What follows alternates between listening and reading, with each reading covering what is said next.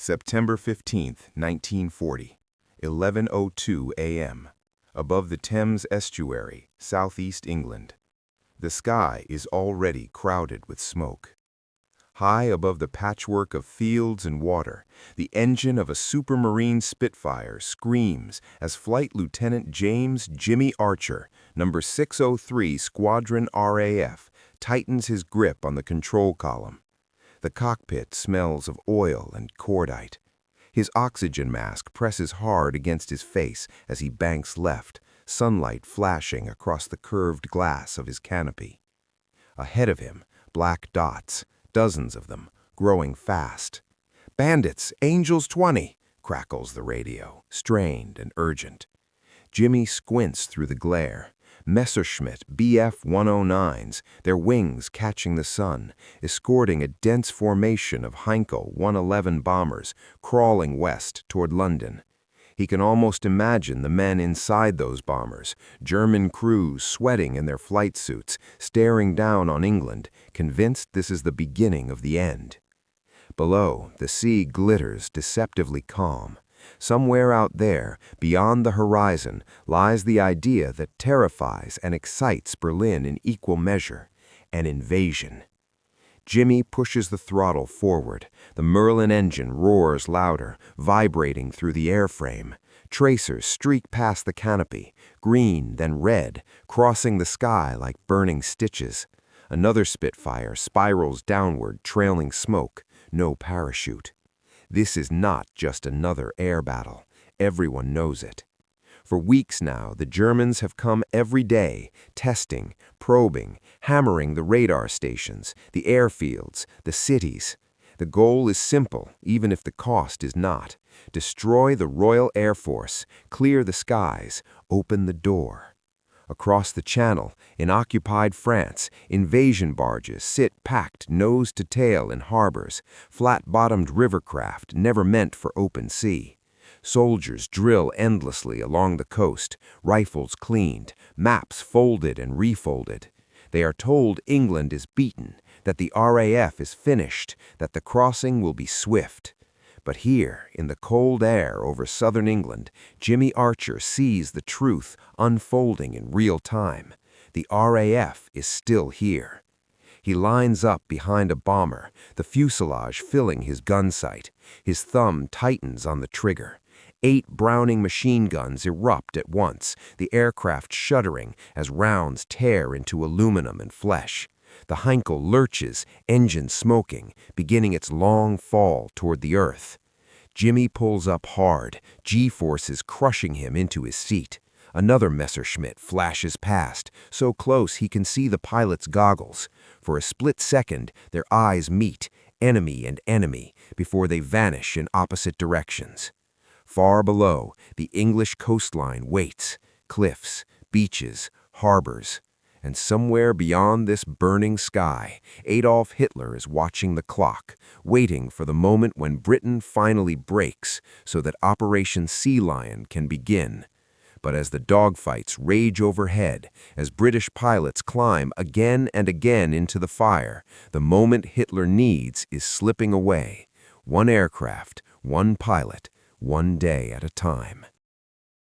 The smoke over southern England thickens as the battle drags on, aircraft wheeling and falling like wounded birds.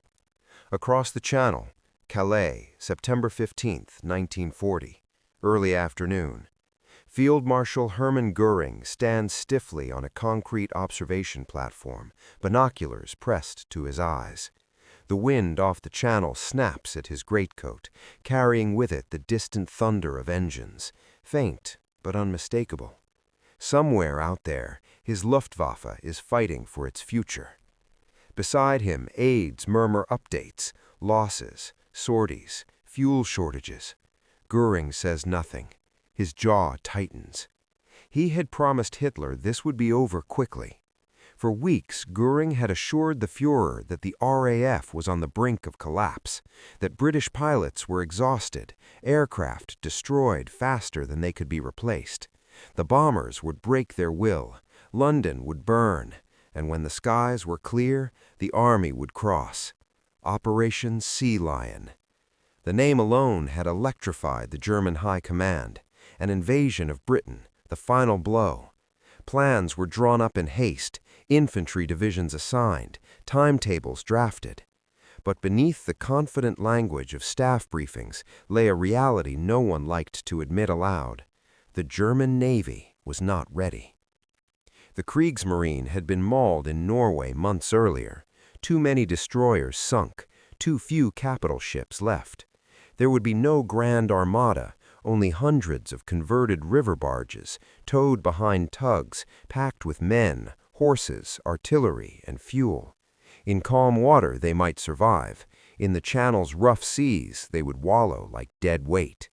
And all of it, every man, every barge, would depend on one thing: air superiority. Back in the sky over England, Jimmy Archer's fuel gauge dips lower. His ammunition is nearly gone. He breaks away from the fight, diving through scattered clouds toward his base. Below him, London smolders, but it still stands. Radar masts still rotate, airfields still launch fighters. On the ground, mechanics drag damaged Spitfires into makeshift hangars, patching holes with whatever metal they can find. Pilots slump against dispersal huts, drinking tea with shaking hands, waiting for the next scramble bell. There is no sense of victory here, only endurance. In Berlin, September 17, 1940, Adolf Hitler paces slowly in the Reich Chancellery. Reports lie open on his desk. Aircraft losses higher than expected. British resistance stubborn. The Navy's warnings impossible to ignore. He stops, stares at the map of the Channel pinned to the wall. An invasion launched now would be a gamble of historic proportions and a disaster if it failed. Hitler exhales, long and controlled. Operation Sea Lion is postponed. No announcement, no admission of defeat, just a quiet shift of focus eastward, toward another enemy, another campaign.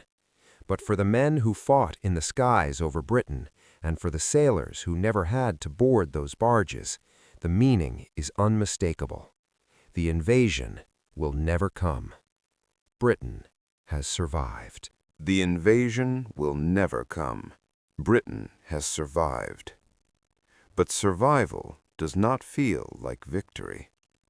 Dover Harbor, late September 1940, night. The blackout is absolute. Not a single light shows along the cliffs as the tide pulls slowly through the harbor. A lone Royal Navy destroyer, paint dulled by salt and soot, idles near the pier. Sailors move quietly across the deck, boots muffled, cigarettes hidden in cupped hands. They had been told to expect orders at any moment. For weeks, the home fleet had stood ready, guns loaded, boilers hot, prepared to charge into the Channel if German barges appeared on the horizon. The plan was brutally simple: sail straight into the invasion lanes and tear the transport fleet apart at point-blank range. Losses would be heavy, everyone knew that, but no one doubted the outcome. Against warships, those barges would not last an hour. On the French coast, the scene is very different. Boulogne-sur-Mer, same night. Rows of invasion barges creak softly against one another, tied together in long, ungainly chains. Rain slicks their wooden decks. Inside, German infantrymen lie awake on narrow benches, listening to the water slap against the hulls. Helmets rest between their boots, rifles are kept close. They have trained for this crossing again and again. Beach assaults, rapid landings, fighting inland before British reinforcements can react. Officers speak confidently. The men try to believe them. But the Channel is wide and dark, and every man here knows that once they leave shore, there will be nowhere to hide. Days pass, then weeks. Orders come down not to embark, but to wait, then to stand down, then quietly to unload equipment. Artillery is hauled back inland, units are reassigned, the barges remain, useless and rotting, monuments to a war that did not happen. In the air, the battles fade. The Luftwaffe turns increasingly toward night bombing, abandoning the daylight slaughter it can no longer sustain. RAF pilots still fly, but the pace slows. The scramble bells ring less often. Jimmy Archer survives the autumn. He will never know how close the war came to bringing German soldiers onto English beaches. He will never see the invasion plans marked Geheime Kommandosache or the naval estimates predicting catastrophe. What he knows, what every pilot knows, is simpler. They held. Years later, historians will argue over whether Sea Lion was ever truly possible, whether Hitler intended it seriously or used it as pressure, whether better decisions might have changed everything. But in 1940, none of that matters. What matters is this: the first great gamble of Nazi Germany has failed, not on land, but in the air. Not with armies, but with exhausted pilots, battered machines, and a narrow strip of water that refuses to be crossed. The channel remains unconquered, and the war goes on.